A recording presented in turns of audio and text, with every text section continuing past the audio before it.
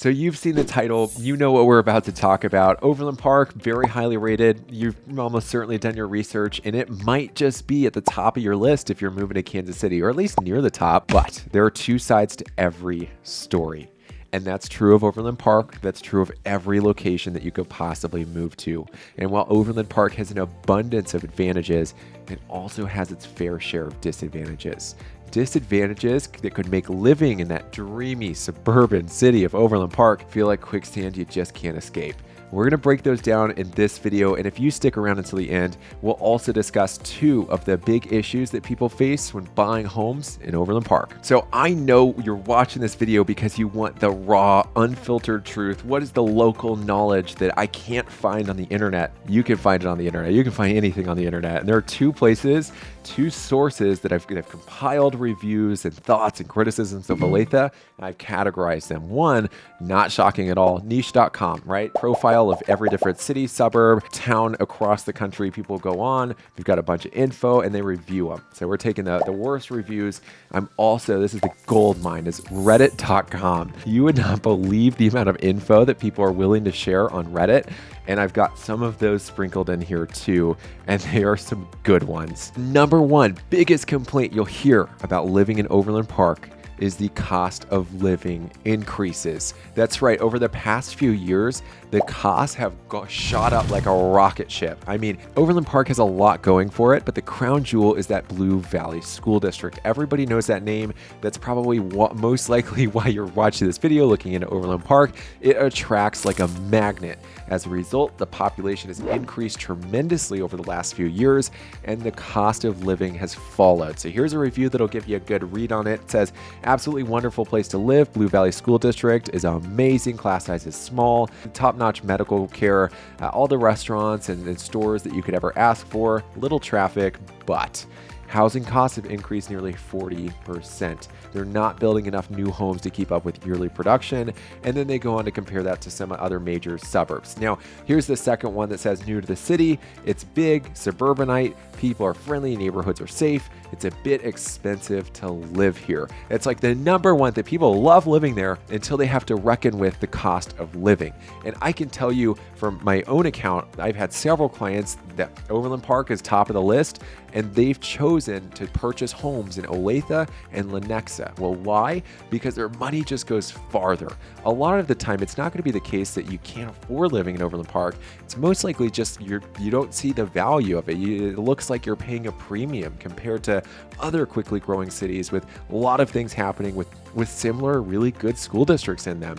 So here's a map that'll break down the costs, and I'm going to go one by one. We're going to list on the screen where Overland Park ranks out of all of these Johnson County suburbs here.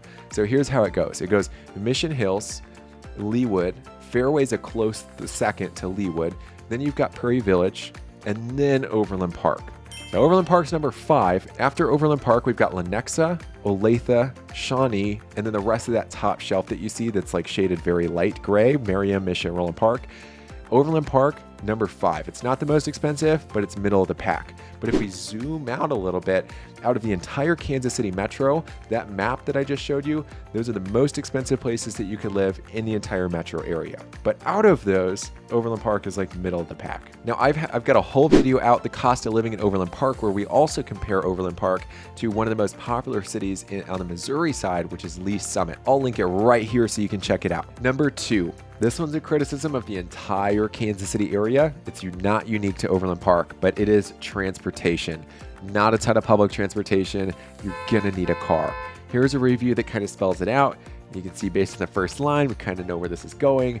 Their big issue is that it's not super walkable. So by walkable, they're meaning you can't quite get around everywhere you need to go just by walking. Yes, of course, the streets are very safe. Take walks with the family, the pets, the dogs. Very, very safe, lots of trails throughout, but you're gonna need a car to do most things in your daily life. Going to work, going to get food, meet friends, go to the park, that kind of stuff will most likely require a car. At most, it's gonna be 10 to 15 minutes for a lot of those places. But here's the situation. Review number 2, here's what it says. Overland Park, very well laid out city. It is easy to navigate. Then it kind of goes on to say, I wish we had more green space to make it less like a concrete jungle. Well, I don't think concrete jungle is the right way to describe Overland Park. Maybe, depending on which part of Overland Park you're in, but it's a very big city. So this doesn't apply to the entire city. But my next kind of point here is that Overland Park is a principal city. It's no longer just a suburb. In fact, most office space in the entire metro area for the last decade has moved out of Kansas City, Missouri and into Johnson County. Most of that office space in Johnson County is actually in Overland Park. So if you move to Overland Park and you're not working remotely, there's a pretty good chance that you'll live, work, and everything that you need to do is in Overland Park. There are a lot of people that never have to leave this city. And if that's what you're looking for, Overland Park would be a good fit. But if you're looking to walk everywhere, bike everywhere you need to go, probably a non-starter. Number 3 was shocking. I would have never guessed it in a million years, but pitbulls are apparently banned in the city of Overland Park. Here's a review to shed some light on it. If you go down to the lower third of the comment, it says, dislike that pitbulls are banned here as dangerous dogs. I think a dangerous dog should not be limited to a specific breed. Not a fan of dog prejudice. I happen to agree. I'm a big dog person. This is my dog Oscar. He's part Australian Shepherd, and I've been told part Great Dane. Obviously no pit bull in him. I totally agree though. It's difference between nurture versus nature. Are some pit bulls, do they have a propensity for violence? I don't know. I'm not an expert, but it's all in how you raise them. I get it. I get that that's frustrating. I just figured that's probably something that you'd want to know if you've got a pit bull at home. That's not the only review. There's a very interesting opinion on the second review, and here it is. It says, it's quiet, safe, and family friendly. They don't allow pit bulls or marijuana. So for as progressive as they are, they're pretty behind on the matters. Well. Now we've got it. In Missouri, you'll have to cross state line. But yeah, pit bulls, not there yet, but maybe one day. If you're moving to Overland Park, though, what I would suggest, like maybe they have like weird standards on this. Maybe you've got a mixed breed and they're just part pit bull.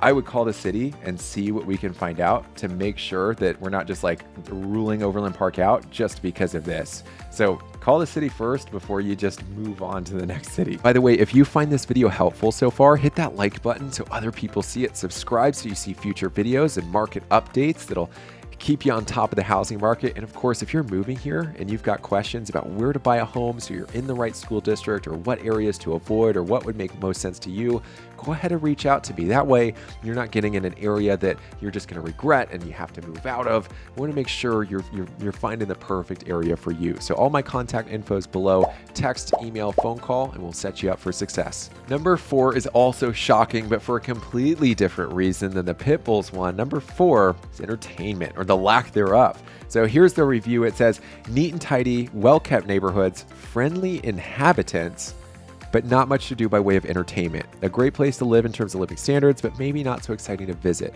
First of all, who calls their neighbors inhabitants? I mean, it's like twice as long of a word. It's just bizarre. Anyway, so I get the criticism. There's a lot to do in Overland Park, but I get that it's not for everybody. Everybody has a different concept and perspective of what entertainment is.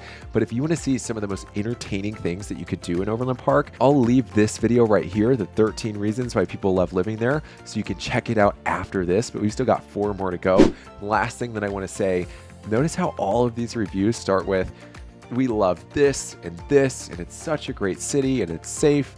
But there's this one tiny thing that we might not like so much. It looks like even these bad reviews that I've spent time digging up, because it's not easy to find bad reviews of Overland Park.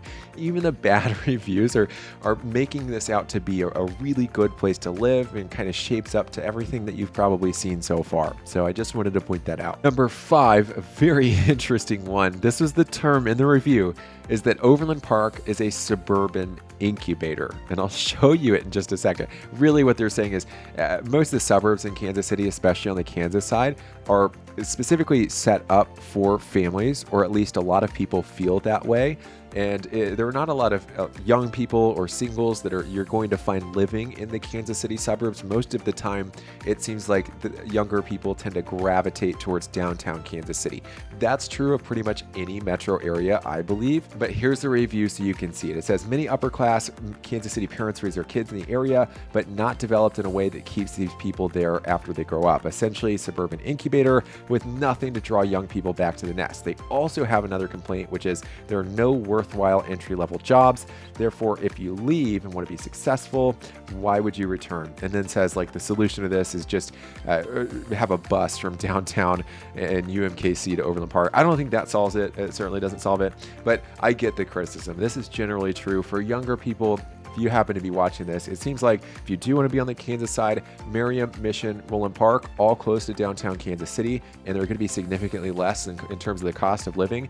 If you do want to be in downtown Kansas City, it seems like River Market, Brookside, Waldo, and there are several other little pockets and neighborhoods that are very popular for people that are younger. Now, here's another one from Reddit. It says, there are lots of families here, definitely a family area. From my research, I kept seeing the Kansas side is more family oriented, while Missouri side is more fun, younger generation area. This is pretty much kind of the divide that you'll see, although the Missouri so basically when people are younger, it seems like around here, they're kind of living closer to downtown Kansas City.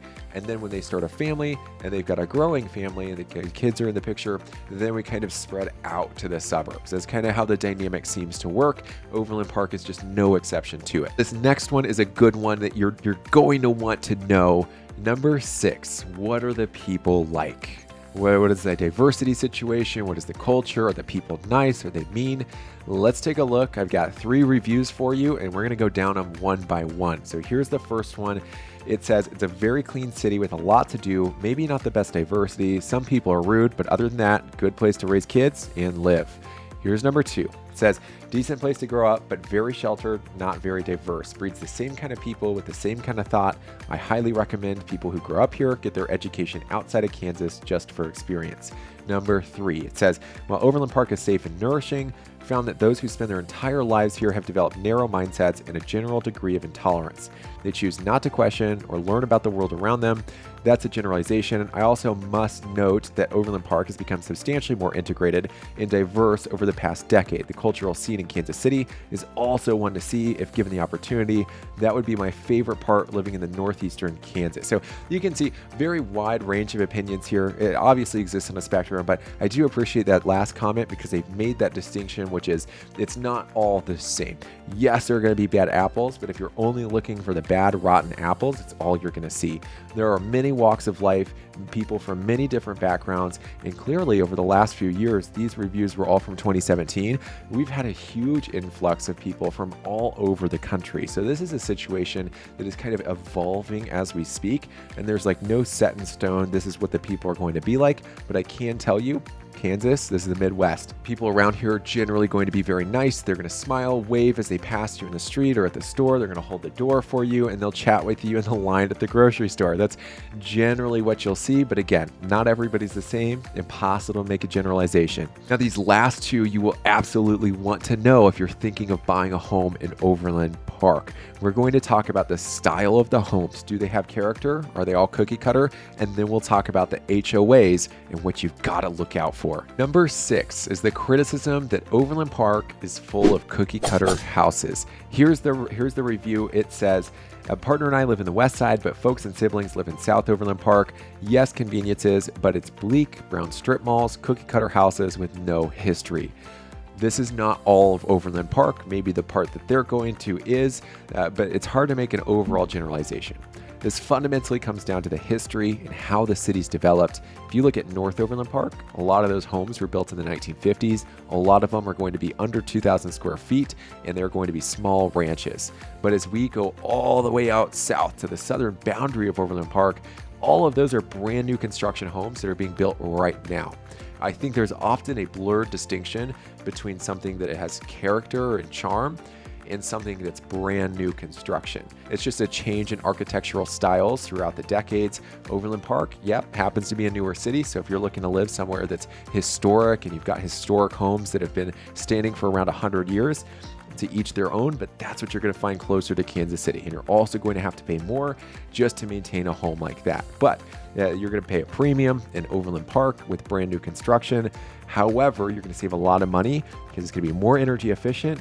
And at the same time, you're not going to have to worry about repairing or maintaining the house before you go to bed at night. It all comes down to what you value and what you're looking for in a home. There's no right answer, and not all the homes in Overland Park are cookie cutter, but there are some areas where, yeah, you'll see a little bit of it. We're picking up right where we left off, homeowners associations. There are a lot of them, and most of it is because of how recently developed many of these subdivisions are. So here's the review.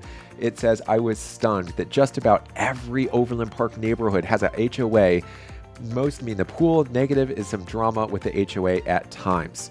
Now, what I've seen in some of these new home communities, the newer subdivisions, most likely you're getting a pool, some type of fitness center. You're also going to get trails that are private throughout the subdivision. You're going to most likely have a brand new school if you're in the southern part of Overland Park, possibly in the subdivision. I will link my whole video right here, some of the 5 best new home communities in Overland Park, and you can get an idea of the amenities and the associated HOA fees. For these newer ones, you're looking anywhere from like $800 a year to $1,000 a year. A lot of these new subdivisions have entire maintenance provided neighborhoods, or they have a section devoted to villas, whether standalone villas or double-sided villas, where it includes snow and mowing during the summer. So they'll remove snow during the winter, they'll make sure it's mowed and landscaping is taken care of. It usually costs about $250 extra every single month. Now, some of the older neighborhoods, the HOA fees are going to be anywhere from like $500, kind of as a general ballpark. Some of these are not actual HOAs, but the HOA fee is listed because that's money you pay to the city to cover things like trash removal, for example. But just make sure wherever you plan on buying your home that you've read all of those rules and restrictions, because there can be some wild ones around here, like down to what kind of fence you can install, how early the Christmas lights can go up and how late they can stay up, whether inflatables around the holiday times can be put in the front yard, the color you have to paint your front door or the house.